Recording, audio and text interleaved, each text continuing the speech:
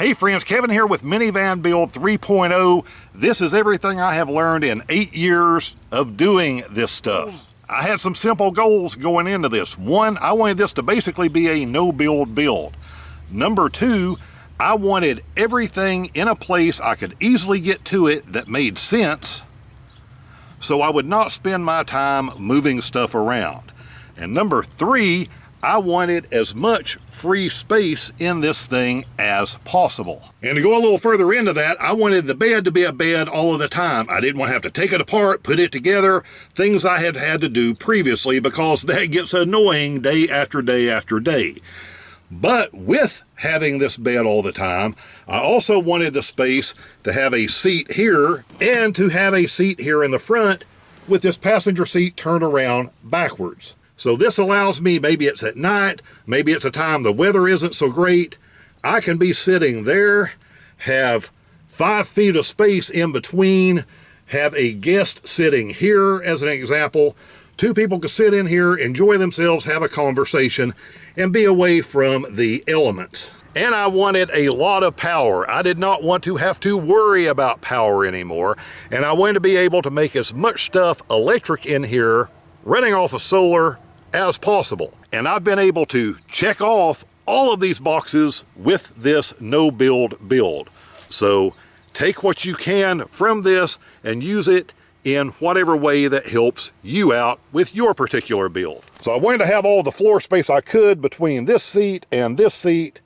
I do have this little carrier. This is my store-all for things easy and quick to get to. I can throw this up on the bed if I need to, but most of the time I leave this down, and I actually use this as a footstool. As far as things I carry in this container, it's going to be stuff like binoculars or night vision goggles. I can pretty much get by with this one rechargeable fan. I can adjust this, have this blowing in my face at night, and I am just fine. It is amazing how much air this thing is able to move. And something I really wish I could turn back the clock for is having something to deal with gnats and mosquitoes, which is this little rechargeable bug zapper. This thing is awesome. You can set it outside with you at night. The cool thing is you can also set this up in your van when you go to bed. And you will hear a few snap, crackles, and pops from little things that would be biting you in the middle of the night that are instead attracted to this light and are taken care of. Behind it are 2 more crates, clothes, food, and I can easily access that either from this side or by opening the door from the other side. And this is one of the mistakes I was trying to remedy from early builds, because while I had these storage containers, I also had them in a situation where they were always buried somewhere, back far under the bed, whatever the situation was, to where if I wanted to get to the 3rd container, I had to move the first 2. So that I no longer have to deal with. I can easily put my hand on anything I need to. That also opens up this space under the floor, which runs all of the way across. So with the seats removed, I have all of that empty space under there, and that is used for tools, things I do not need to get to very often. Just stuff out of the way I don't even have to think about. One thing very important to me, because of some of the out of the way places I go to, showers. Because when I'm out, I'm generally out exploring, I'm out walking, I'm doing whatever, and on these humid days like this, I'm going to be pretty icky.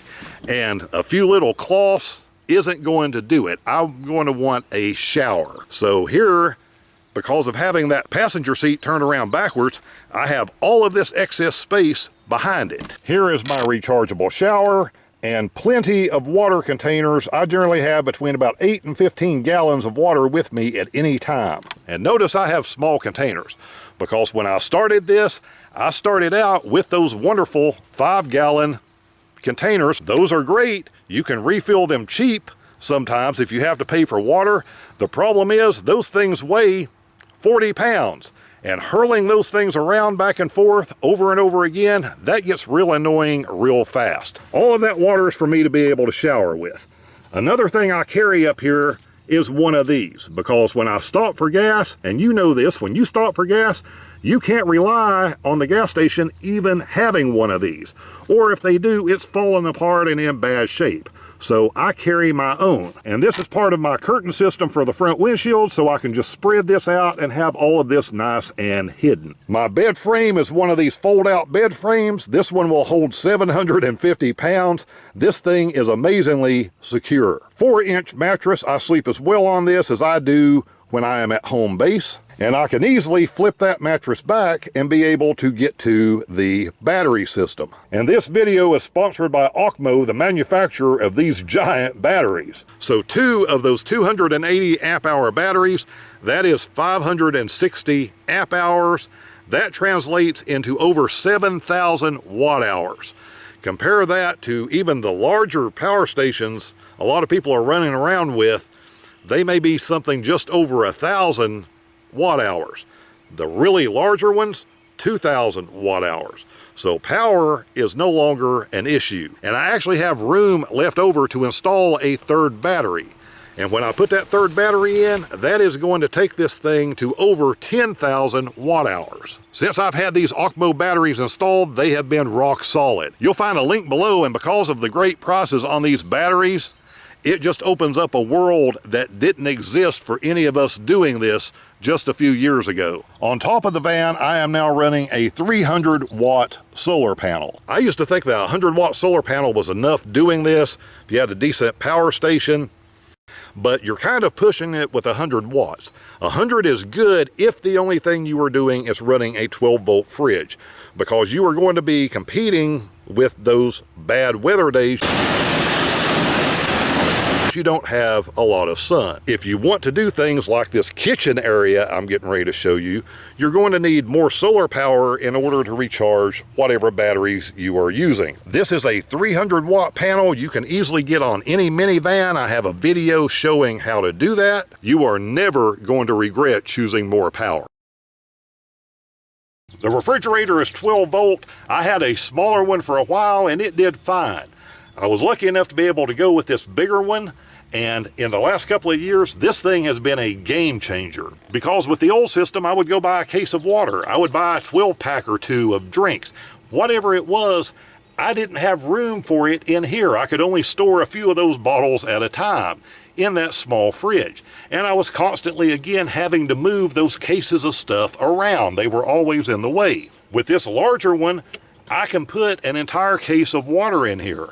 I can put a 12-pack of drinks in here and still have room, plenty of room for food. And if you're running larger power stations or battery banks, you now can have an electric coffee pot. You can have a microwave oven. And the best thing I have moved to is this induction cooktop, which is electric. This thing can get a couple of cups of water boiling in about 1 minute. These things are fast. It also eliminated stuff I had to carry, which was multiple bottles of propane, which I never liked having propane inside of one of these vehicles.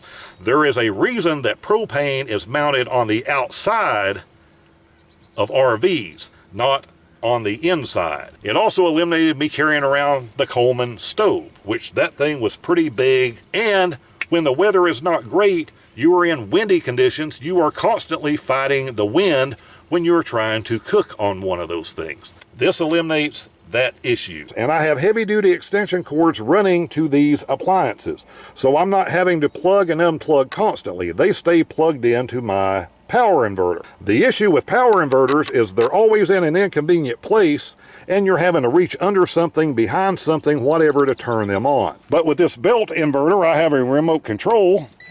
And there we are, kicking out 119 volts. You can see my batteries are in good shape, even though it is late in the day. And you can see the microwave is now powered up. And when I am done with the AC inverter, all I have to do is flip a switch. And of course, this large fridge system being 12 volt, this stays on 24/7. In this section, I have a full flush camping toilet. Most of the time, I don't need it. Generally, I'm out. I can find places to go when I need to go. But sometimes, and trust me, this is going to happen, you're going to be in bad weather. Even if you're in campgrounds, you're going to be in storms, you're going to get sick in the middle of the night, whatever that issue is, you're going to be happy that you have some type of toilet system. So there are a couple of ideals I have to take this on up to Van Build 3.1. And a lot of this is because I had a larger van at one time that had a lot more of these niceties built in. So it had the ability to charge batteries being plugged in. I'm going to add that because it is nice if I am somewhere, friend's house, relative's house, something like that. I'm kind of driveway camping. It's nice to be able to plug in and just top these things off every once in a while. Generally, I'm not the kind of person that spends a lot of time in campgrounds, campsites where I have electric plug-ins. I tend to be more out, so that isn't a necessity for me, but it's nice to have. The second thing that RVs generally have built into them, and my Class B van had this, was the ability to charge the house batteries while you were driving down the road. There are a lot of different systems to do this. There are some of these systems that have come out in the last few months. These things are going to be nightmares for people. These things have not been thought out real well. Trust me on this. Some of these systems that you may have seen some of these other people pushing, they are going to turn into disasters in a few months. There are going to be a lot of burnt up alternators from people using some of these systems.